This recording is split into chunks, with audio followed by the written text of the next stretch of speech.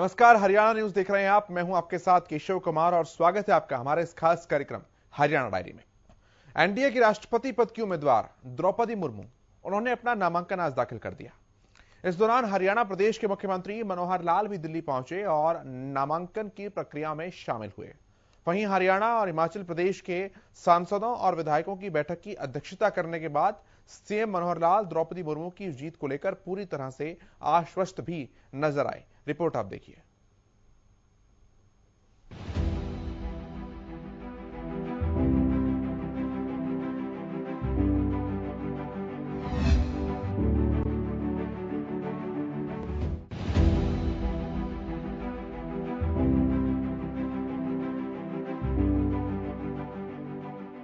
NDA की तरफ से राष्ट्रपति प्रत्याशी द्रौपदी मुर्मू ने आज दिल्ली में नामांकन किया। दिल्ली दौरे के दौरान हरियाणा के मुख्यमंत्री मनोहर लाल द्रौपदी मुर्मू के नामांकन में शामिल हुए। इससे पहले गुरुवार शाम को मुख्यमंत्री मनोहर लाल ने राष्ट्रपति चुनाव के लिए एनडीए उम्मीदवार द्रौपदी मुर्मू के नामांकन प्रस्ताव के लिए हरियाणा और हिमाचल प्रदेश के सांसदों और विधायकों की बैठक की अध्यक्षता की। इस बैठक का आयोजन चंडीगढ़ स्थित हरियाणा निवास में किया गया।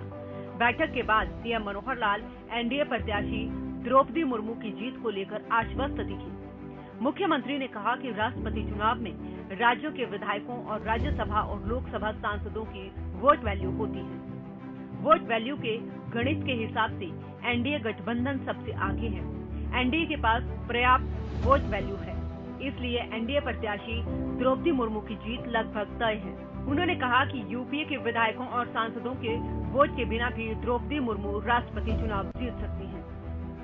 देखिए, ये कोई मुंह चौके डेमोक्रेसी है, इसलिए उन्हें खड़ा करना है और खड़े करके और अपना एक रिजर्वेशन कराएं। लेकिन ये तो गणित है और गणित में जो एनडीए के कैंडिडेट हैं वो विधानसभा भी और लोकसभा राज्यसभा सबके जो सांसद सब मिला करके उनकी सबकी अपनी वोट वैल्यू होती है। उस वोट वैल्यू के हिसाब से मेजोरिटी जो है वो एनडीए की ही बन रही है। इसलिए यूपी के लोग अगर एक उस नाते से आते हैं तो स्वागत है उनका, और ना आए तो सर्वसम्मति से बनी सकते हैं। शहरी स्थानीय निकाय के चुनाव परिणामों को मुख्यमंत्री मनोहर लाल ने कहा कि वे प्रदेश की जनता का धन्यवाद करते हैं, जिन्होंने निकाय चुनावों में भाजपा और जसपा को बहुमत दिया। उन्होंने कहा कि हम चुनाव में आगे बढ़ रहे हैं। इस चुनाव में हमारे गठबंधन को लगभग 60% वोट मिले हैं। सीएम मनोहर लाल ने कहा कि केंद्रीय नेतृत्व ने इस चुनाव नतीजों के लिए हमारे गठबंधन की प्रशंसा की है। इससे पहले भी राज्यसभा चुनाव के लिए भी सराहना की थी। हमारा संगठन बूथ लेवल से भी नीचे पन्ना प्रमुख तक कार्य करता है और हर मतदाता तक जन कल्याणकारी योजनाओं की जानकारी देता है और लगातार उनके संपर्क में भी रहता है। वहीं कांग्रेस पर निशाना साधते हुए मुख्यमंत्री मनोहर लाल ने कहा कि कांग्रेस तो पहले ही मैदान छोड़कर भाग चुकी थी। अब धीरे धीरे कांग्रेस हर राज्य से बाहर हो रही है और हम आगे बढ़ रहे हैं। स्थानीय निकाय चुनाव का जो कल रिजल्ट आया है, आप लोगों को देख सके हरियाणा की नगर पालिका नगर परिषद जो 46 की संख्या थी उसमें लगभग 28 स्थानों के ऊपर हमारे कैंडिडेट तो प्रत्यक्ष सिंबल वाले जीते हैं, नहीं तो स्पोर्टेड कैंडिडेट हैं वो जीते हैं। जेजेपी और बीजेपी के कैंडिडेट्स का एक स्पष्ट बहुमत यानी 60% से ऊपर सीटों पर जीते हैं। कांग्रेस तो मैदान छोड़ करके ही भाग गई थी। बाकी कुछ इंडिपेंडेंट जो आए हैं उनमें से भी की ऑफर है कि हम भी सरकार के साथ चलना चाहते हैं। इसलिए एक मैं ऐसे जीतते हुए सभी कैंडिडेट्स को, सभी चेयरमैन पार्षद उनको बंदे देता हूँ। बहरहाल 18 जुलाई को राष्ट्रपति चुनाव होना है। अगर द्रौपदी मुर्मू राष्ट्रपति बनती है तो वे देश की पहली आदिवासी महिला राष्ट्रपति होंगी। सीएम मनोहर लाल द्रौपदी मुर्मू की जीत को लेकर पूरी तरह से आश्वस्त हैं।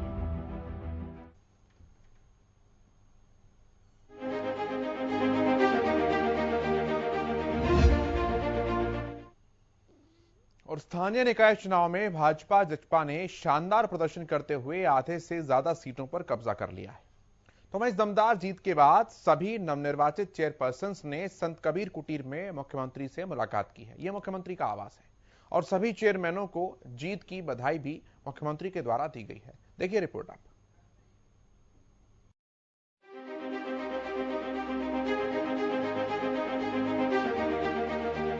स्थानीय निकाय चुनाव में बीजेपी जेजेपी ने शानदार प्रदर्शन करते हुए आधे से ज्यादा सीटों पर कब्जा कर लिया है। वहीं इस दमदार जीत के बाद सभी नवनिर्वाचित चेयरपर्सन ने संत कबीर कुटीर में मुख्यमंत्री से मुलाकात की है, जहां मुख्यमंत्री मनोहर लाल ने सभी नवनिर्वाचित चेयरपर्सन को जीत की बधाई दी। इसके साथ ही मुख्यमंत्री मनोहर लाल ने निकाय चुनाव में इस जीत के लिए हरियाणा की जनता का आभार जताते हुए धन्यवाद किया, तो साथ ही साथ कांग्रेस पर भी चुटकी ली। स्थानीय निकाय के जो चुनाव हुए 18 नगर परिषद और 28 नगर पालिकाएं, कुल 46 इकाइयों का ये चुनाव था। और विशेषता इस चुनाव की ये थी कि सबसे पहली बार चेयरमैन का जो सीधा चुनाव हुआ है और इस सीधे चुनाव का बहुत स्वागत किया गया। सब लोगों ने कहा कि बहुत अच्छा ये मूव है, एक सफल मूव।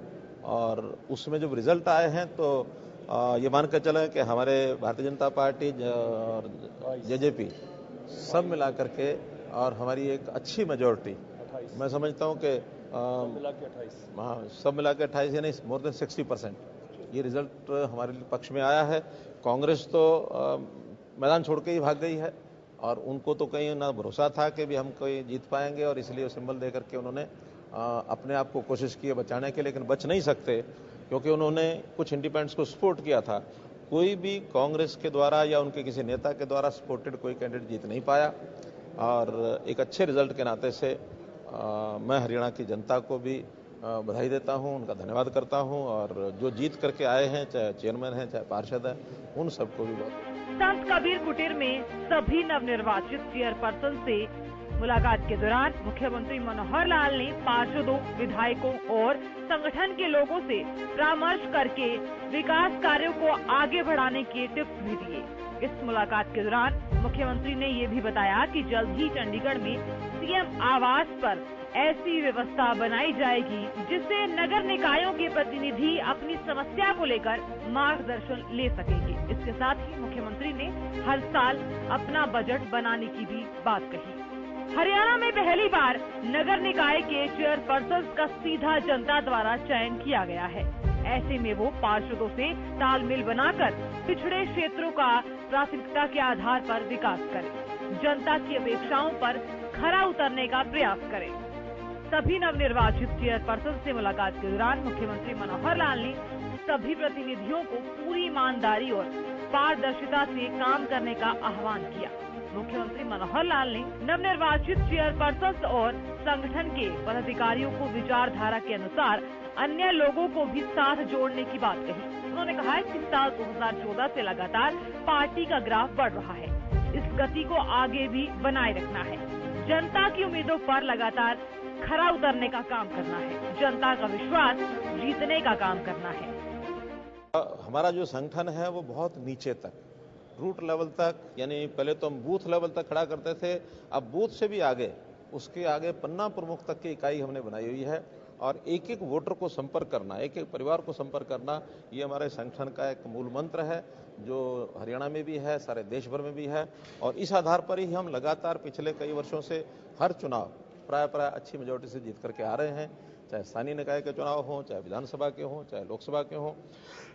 हमारे 2 बाई इलेक्शन और हरियाणा में हुए हैं, उसमें भी रिजल्ट को हम छोड़ दें तो हम आगे बढ़ करके आए हैं, चाहे वो इलाहाबाद था चाहे बड़ौदा था, तो उसमें भी रिजल्ट हमारा पहले की अपेक्षा अच्छा आया है।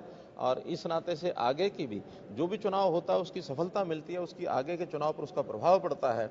आगे भी अब स्थानीय निकाय के चुनाव यानी पंचायतों के चुनाव आने वाले हैं, उसके बाद फिर जो बचे हुए नगर पालिकाएं, नगर परिषद और नगर निगम हैं उनके चुनाव आएंगे, फिर लोकसभा के आएंगे, विधानसभा के आएंगे। अगले 2-2.5 वर्ष तो लगातार चुनाव के ही रहने वाले हैं। इसलिए हम ऐसा मान के चलते हैं कि हरियाणा की जनता, उसको हमारे पर भरोसा है, हमारी नीतियों पर, हमारी उपलब्धियों पर, और इस भरोसे के आधार पर हमको। सीएम आवास संत कबीर कुटीर में इस मुलाकात के दौरान मुख्यमंत्री मनोहर लाल के साथ ही हरियाणा बीजेपी के प्रदेश अध्यक्ष ओम प्रकाश धनखड़ समेत तमाम स्थानीय विधायक भी मौजूद रहे। इस दौरान प्रदेश अध्यक्ष ओपी धनखड़ ने सभी नवनिर्वाचित चेयरमैनों को चुनाव के दौरान जारी किए गए संकल्प पत्र को पूरा करने के लिए कदम बढ़ाने का आह्वान किया। तो वहीं पार्टी उम्मीदवारों की जीत का श्रेय केंद्र सरकार और राज्य की मनोहर सरकार की जन कल्याणकारी नीतियों, कार्यकर्ताओं की मेहनत, जनता के विश्वास को देते हुए ओपी धनखड़ ने कहा कि केवल एक बार नहीं बल्कि हर बार, हर साल में जनता की उम्मीदों पर खरा उतरना है। और इस बीच एक बड़ी अपडेट भी है, सीधे रुख कर लेते हैं बड़ी अपडेट का। गुरुग्राम महानगर विकास प्राधिकरण की बैठक अभी लगातार चल रही है। जीएमडीए की बैठक है और सीएम मनोहर लाल इस बैठक की अध्यक्षता कर रहे हैं। केंद्रीय राज्य मंत्री राव इंद्रजीत सिंह भी इस बैठक में मौजूद हैं और इसके अलावा जीएमडीए के सीईओ जो हैं, chief executive officer Sudhir Rajpal, वो भी बैठक में मौजूद हैं। मेयर मधु आजाद सहित कई बड़े अधिकारी बैठक में मौजूद बताए जा रहे हैं। गुरुग्राम के पीडब्ल्यूडी गेस्ट हाउस में ये बैठक चल रही है। बड़ी अपडेट आपको बता रहे हैं, गुरुग्राम महानगर विकास प्राधिकरण की बैठक अभी लगातार जारी है और सीएम मनोहर लाल बैठक की अध्यक्षता कर रहे हैं।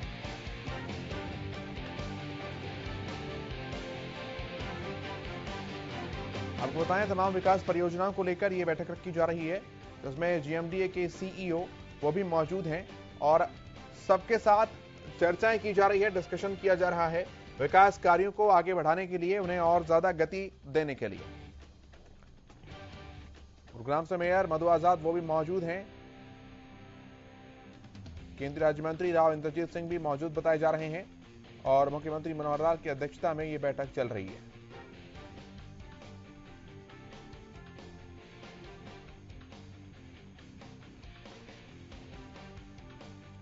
बड़ी अपडेट आप तक पहुंचा रहे हैं, तस्वीरें भी आपके सामने हैं। तमाम वरिष्ठ अधिकारी बैठक में मौजूद हैं और तस्वीरों में आप देख सकते हैं मुख्यमंत्री मनोहर लाल बैठक की अध्यक्षता कर रहे हैं।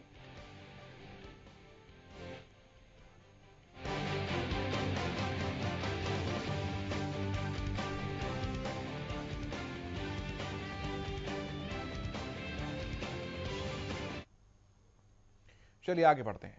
हरियाणा के मुख्यमंत्री मनोहर लाल ने नई दिल्ली में केंद्रीय कार्मिक, लोक शिकायत, पृथ्वी विज्ञान और प्रौद्योगिकी राज्य मंत्री डॉक्टर जितेंद्र सिंह के साथ बैठक की। बैठक में मुख्यमंत्री ने केंद्रीय राज्य मंत्री से हरियाणा राज्य के विभिन्न कार्मिक विषयों और पर्याप्त संख्या में उच्च अधिकारियों की आवश्यकताओं पर चर्चा की। इसके बाद केंद्रीय राज्य मंत्री ने इस संदर्भ में मुख्यमंत्री को आश्वासन दिया है।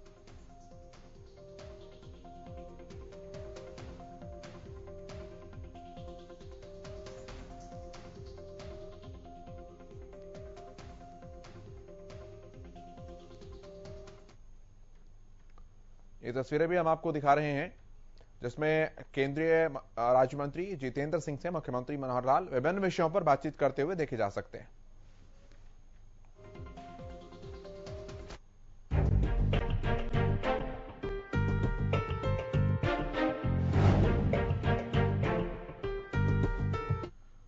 बढ़ते हैं आगे।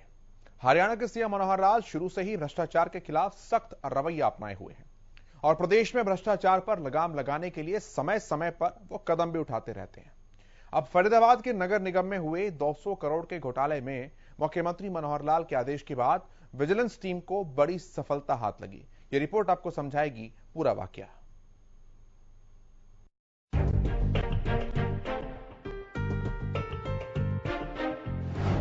भ्रष्टाचार के खिलाफ सख्त मनोहर सरकार। फरीदाबाद नगर निगम घोटाले में जांच तेज। भ्रष्टाचारियों पर मनोहर सरकार का शिकंजा। हरियाणा के मुख्यमंत्री मनोहर लाल भ्रष्टाचार के खिलाफ अपनी जीरो टॉलरेंस नीति के लिए पहचाने जाते हैं। अक्सर उन्हें यह कहते हुए सुना जाता है कि भ्रष्टाचार में शामिल किसी भी व्यक्ति को बख्शा नहीं जाएगा। भ्रष्टाचार के मामलों में सरकार सख्त रवैया अपनाए हुए है। फरीदाबाद के नगर निगम में हुए 200 करोड़ के घोटाले में विजिलेंस विभाग को बड़ी कामयाबी हाथ लगी है। घोटाले के मुख्य आरोपी चीफ इंजीनियर रमन शर्मा और जेई दीपक को विजिलेंस विभाग की टीम ने गिरफ्तार कर लिया। पिछले 1.5 साल से इस पूरे मामले में मुख्यमंत्री मनोहर लाल के आदेश के बाद विजिलेंस विभाग जांच कर रही है। इस पूरे मामले में एसआईटी गठित कर दी गई थी। इस पूरे मामले में मुख्य आरोपी सतवीर ठेकेदार और एक अन्य चीफ इंजीनियर डीआर भास्कर को विजिलेंस विभाग की टीम पहले ही गिरफ्तार कर चुकी है। पहले विजिलेंस ने नगर निगम फरीदाबाद में भ्रष्टाचार के 2 मुकदमे दर्ज किए थे। इसमें चीफ इंजीनियर रमन शर्मा और जेई दीपक ने अग्रिम जमानत ले ली थी। अब विजिलेंस ने तीसरा मुकदमा दर्ज कर आरोपी चीफ इंजीनियर रमन शर्मा और जेई दीपक को गिरफ्तार किया है। बता दें कि पिछले 1.5 सालों से फरीदाबाद के नगर निगम घोटाले सुर्खियों में रहे, क्योंकि सतवीर ठेकेदार ने बिना कोई काम किए लगभग 200 करोड़ के आसपास की पेमेंट नगर निगम से ली थी। मुख्यमंत्री मनोहर लाल शुरू से ही स्पष्ट कह चुके हैं कि उनकी सरकार में भ्रष्टाचार की कोई जगह नहीं है। चाहे सरकारी कर्मचारी हो या अधिकारी हो, अगर कोई भी भ्रष्टाचार के मामले में संलिप्त पाया गया तो उसे छोड़ा नहीं जाएगा।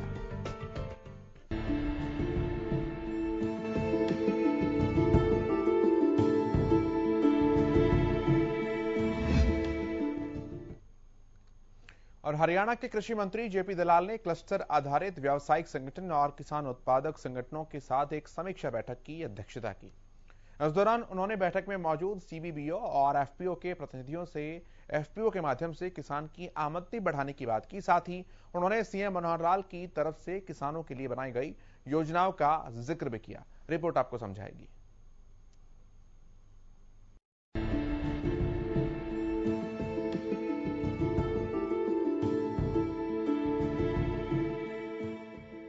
हरियाणा सरकार किसानों के उत्थान और हितों को देखते हुए कई योजनाओं को क्रियान्वित कर रही है और मुख्यमंत्री मनोहर लाल का लक्ष्य हर छोटे किसान को उसकी उपज का लाभ प्राप्त कराने का है। ऐसा कहना था कृषि एवं किसान कल्याण मंत्री जेपी दलाल का, जो क्लस्टर आधारित व्यावसायिक संगठन और किसान उत्पादक संगठनों के साथ एक समीक्षा बैठक के लिए चंडीगढ़ पहुंचे थे। जेपी दलाल ने कहा कि मुख्यमंत्री मनोहर लाल का लक्ष्य छोटे से छोटे किसानों को ज्यादा से ज्यादा लाभ देने का है। इस बैठक में कृषि मंत्री जेपी दलाल ने एफपीओ के जरिए किसानों की आमदनी बढ़ाने की बात कही। बता दें कि हरियाणा सरकार ने खेती को आगे बढ़ाने और किसानों को समृद्ध करने के लिए पीएम नरेंद्र मोदी की ओर से दिए प्रदेश में एफपीओ संगठन बनाने के टारगेट को पूरा कर लिया। दरअसल पीएम मोदी ने साल 2024 तक देश भर में करीब 10,000 एफपीओ बनाने का टारगेट रखा है, लेकिन मनोहर लाल की सरकार साल 2020 में ही प्रदेश में 500 बनाने में कामयाब हो गई। इसी के साथ मनोहर सरकार की तरफ से एफपीओ का ग्रेडेशन करने का काम भी चरम सीमा पर है। केंद्र सरकार द्वारा कृषि के क्षेत्र को आगे बढ़ाने के लिए किसानों को सहायता प्रदान कर उन्हें समृद्ध बनाने की योजना बनाई गई है। इसके लिए एफपीओ द्वारा किसानों के समूह को तैयार करने का टारगेट तय है। आइए जानते हैं एफपीओ के फायदे क्या है। एफपीओ एक किसानों का समूह है। एफपीओ से किसानों को फसल पर मिलेंगे अच्छे दाम, खाद और कृषि उपकरणों को खरीदने में मिलेगी मदद, बिचौलियों का काम खत्म, किसानों को सीधे मार्केट से मिलेगा फायदा। मनोहर सरकार राज्य के किसानों को लाभ पहुंचाने के लिए लगातार प्रयासरत है। किसानों के लिए बीज से लेकर बाजार तक की जिम्मेदारी मनोहर लाल की सरकार कुशलता पूर्वक वहन कर रही है। सरकार हर खेत तक पानी पहुंचाने और हर खेत को समृद्ध बनाने के मकसद से काम कर रही है। वहीं पिछली सरकारों के मुकाबले मनोहर सरकार ने किसानों को काफी आर्थिक सहायता भी प्रदान की है। इसी के साथ मुख्यमंत्री मनोहर लाल कई योजनाओं को लागू कर किसानों को नुकसान से बचाने का भी काम लगातार कर रहे हैं।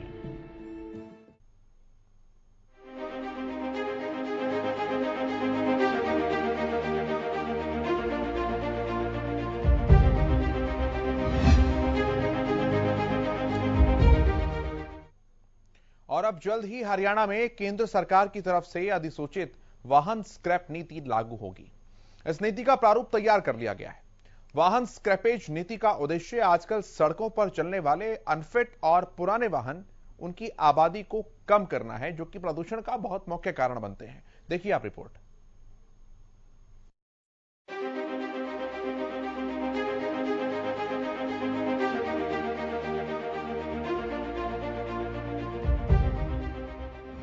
मिनटों में पुरानी कार हो जाएगी कबाड़। जल्द लागू होगी वाहन स्क्रैप नीति। प्रदूषण पर लगेगी लगाम। केंद्र सरकार की तरफ से अधिसूचित वाहन स्क्रैप नीति अब जल्द ही हरियाणा में लागू होगी।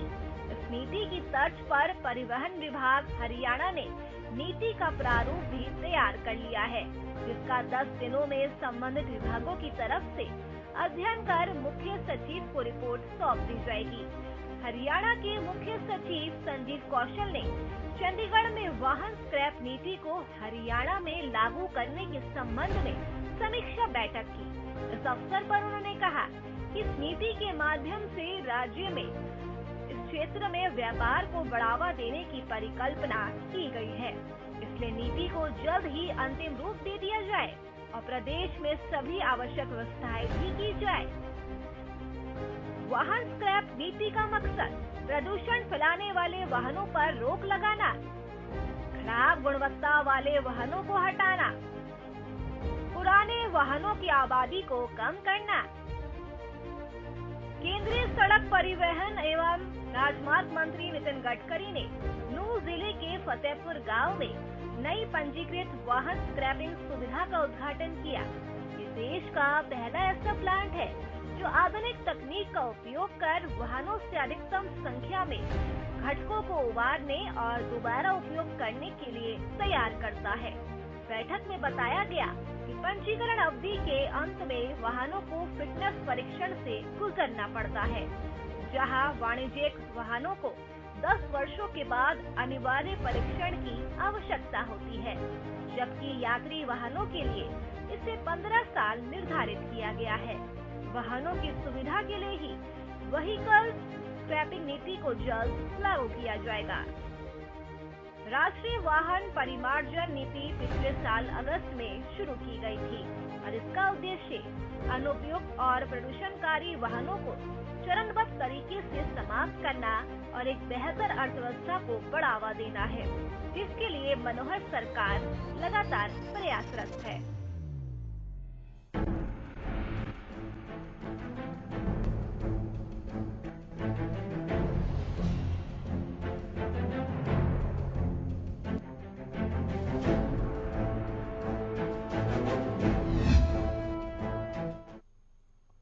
और हरियाणा सरकार ने प्रदेश में चारे की कमी को देखते हुए चारा बिजाई योजना की शुरुआत की है, जो किसानों और पशुपालकों दोनों के लिए काफी फायदेमंद साबित हो रही है। इस योजना के तहत किसान को 10,000 रुपए प्रति एकड़ अनुदान दिया जाएगा। साथ ही गौशालाओं में भी चारे की कमी को दूर किया जा सकेगा। ये योजना क्या है और कैसे प्रदेश के किसानों और पशुपालकों को इसका लाभ मिल सकता है, ये रिपोर्ट आपको पूरा सब कुछ स्पष्ट कर देगी।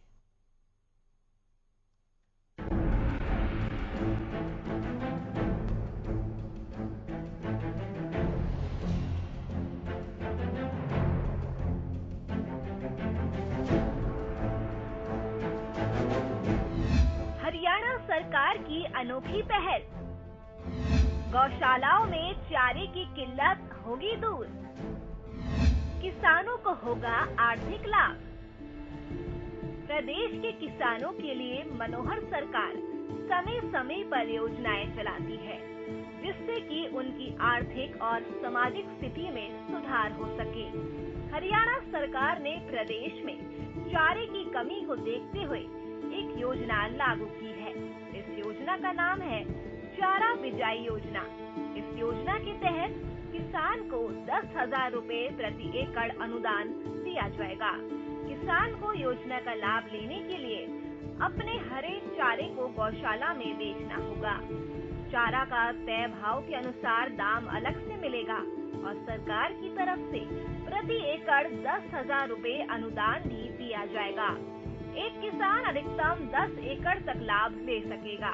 किसान को चारा बेचने के लिए गौशाला के प्रबंधक के साथ सहमति मूल्य पर चारा बेचने के लिए अनुबंध करना होगा।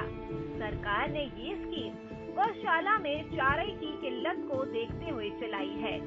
आइए ग्राफिक्स के जरिए आपको चारा बिजाई योजना का मकसद समझाने की कोशिश करते हैं।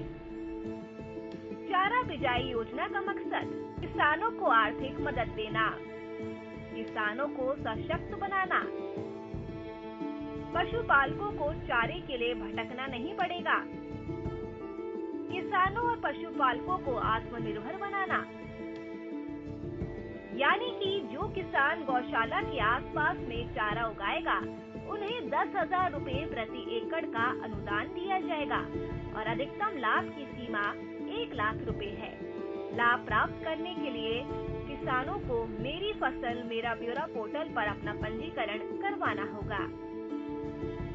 चारा बिजाई योजना का लाभ किसानों की आय का अतिरिक्त साधन बनेगा। राशि सीधे किसानों के खाते में जाएगी। पशुपालन में काफी सहायता मिलेगी। प्राकृतिक खेती को भी बढ़ावा मिलेगा।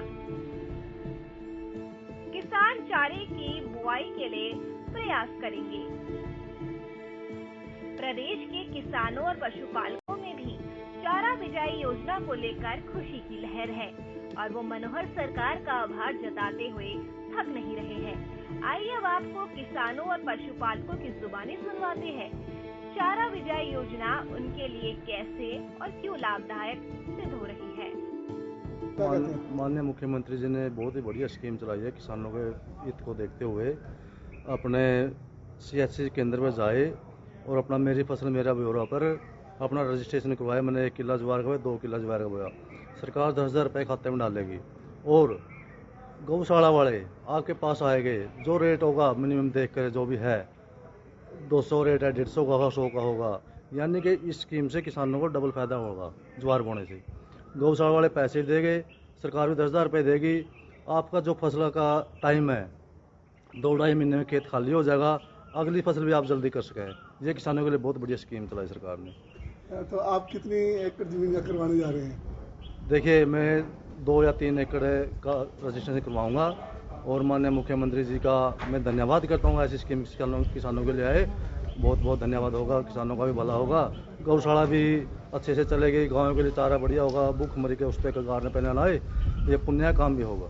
ये सरकार ने बहुत अच्छा फैसला लिया है और इसमें किसान का भी फायदा है और इसमें गौशाला का भी फायदा होने वाला है। जब गौशाला वाले किसी किसान से, मान लिया मेरे से या किसी और से, चारे के लिए जब कॉन्टैक्ट करते हैं, करार करते हैं, तो उसमें सरकार 10,000 रुपये प्रति एकड़ के हिसाब से अनुदान देती है, जिससे किसान को भी लाभ हो जाता है और वो उसे कम कीमत पे चारा गौशाला में या अपना फ्री डाले बेशक जो को डालना चाहता है तो उसको 10,000 रुपये मिल जाते हैं और किसान का इसमें बहुत लाभ है और गौशाला में गौओं के लिए भी एक पुण्य का बहुत भारी काम है। और अभी सरकार ने ये फैसला लिया है कि पर एकड़ के हिसाब से जो हमारे फार्मर, जो हमारे किसान भाई हैं, उनको 10,000 रुपये पर एकड़ के हिसाब से अनुदान देने की जो स्कीम है, हम माननीय मुख्यमंत्री जी का और हरियाणा सरकार का इस फैसले के लिए धन्यवाद करते हैं कि उन्होंने गौशालाओं के लिए विशेष प्रकार की एक स्कीम चलाकर कि गौशालाओं को कृतार्थ किया है और आने वाले भविष्य में ये जो स्कीम है ये फार्मर के लिए और गौशालाओं के लिए, दोनों के लिए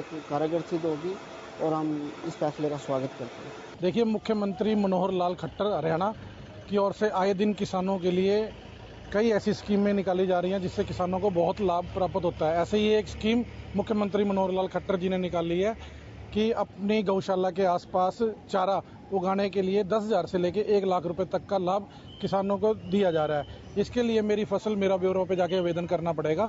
मुख्यमंत्री मनोहर लाल खट्टर की इस मुहिम के लिए उनका बहुत बहुत धन्यवाद करते हैं। 20 साल से हम गौशाला चला रहे हैं। अब हम माननीय मुख्यमंत्री जी का बहुत बहुत आभारी हैं जिन्होंने कि गौशाला के बारे में सोचा। इस प्रकार से चारे के बारे में पहले तूड़ी बहुत महंगी थी, तो तूड़ी के बारे में भी हमें कुछ योगदान दिया गौशाला को, तो 3,40,000 रुपये अभी तूड़ी के योगदान के लिए CM साहब ने हर एक गौशाला को गाय के ऊपर भेजा। हम CM साहब के बहुत आभारी हैं और किसानों के लिए एक गौशाला के लिए एक स्पेशल स्कीम निकाली है जो कि पर एकड़ 10,000 रुपये किला जो गायों को चारा अपने खेत में बीजेगा गायों के लिए, उसको 10,000 रुपये सरकार गायों के चारे के लिए देगी और जो 10 किले तक लगाएगा उसको 1 लाख रुपया पर चारे के एकड़ के हिसाब से देगी। मैं CM साहब का बहुत बहुत आभार प्रकट करता हूँ, धन्यवाद करता हूँ जिनकी सोच ऐसी है ईमानदारी की, नेक नीति की और समाज के प्रति, गौओं के प्रति, और वो ईमानदारी के प्रतीक हैं। इस प्रकार से वो दयावान हैं, तो उन्होंने इस मद्देनजर गौशाला को चारा और स्वस्थ रखने के लिए ये किसानों को बहुत बड़ी मदद दी है। हम बहुत बहुत धन्यवाद करते हैं। अच्छी स्कीम है और पानी बचाना चाहिए। जो ना काम लगाए तो बढ़िया है, कोई अगर फसल बीजे तो बहुत बढ़िया है आगे। और सरकार क्या क्या सब्सिडी वगैरह दे रही है? सब्सिडी दे रही 7,000 रुपया किले एकड़ पर, और दूसरी जिस तरह फसल होगी या हरा चारा हो गया जिस तरह, उसका भी 10,000 रुपये दे रही है। तो बहुत बढ़िया स्कीम है सरकार की, बहुत अच्छी सोच है। और हरा चारा है जैसे, इसमें भी बहुत सरकार 10,000 सब्सिडी दे रही है। अपना एक तूड़ी की बचत है। जैसे आज सूखे की प्रॉब्लम हो रही है, हर आदमी को तूड़ी नहीं मिल रही, तो चारा अपना हरा चारा है, उसमें पशु दूध भी ज़्यादा देते हैं, अपना बेच सकते हैं, गौशाला में दे सकते हैं, और लोग भी, मजदूर लोग भी काट के ले जा सकते हैं। तो उसमें फ़ायदा ही फ़ायदा है जी सब कुछ, उसमें कोई माड़ी तो है नहीं। सरकार उसमें दे रही है, 10,000 की सब्सिडी दे रही है। सर ये नीतियाँ सही हैं? हाँ, ये बिल्कुल ठीक है जी, सरकार की नीति तो बिल्कुल सही है जी। ये बहुत हर आदमी लिए अच्छी है, मजदूर लिए भी अच्छी है। जब चारा होएगा जिम्मेदार का खेत में तो हर मजदूर भी ले आएगा। चारा बिजाई योजना के लिए केवल हरियाणा के किसान और पशुपालक ही पात्र हैं। और क्या कुछ पात्रता है चारा बिजाई योजना के लिए, जरा ग्राफिक्स के माध्यम से समझे।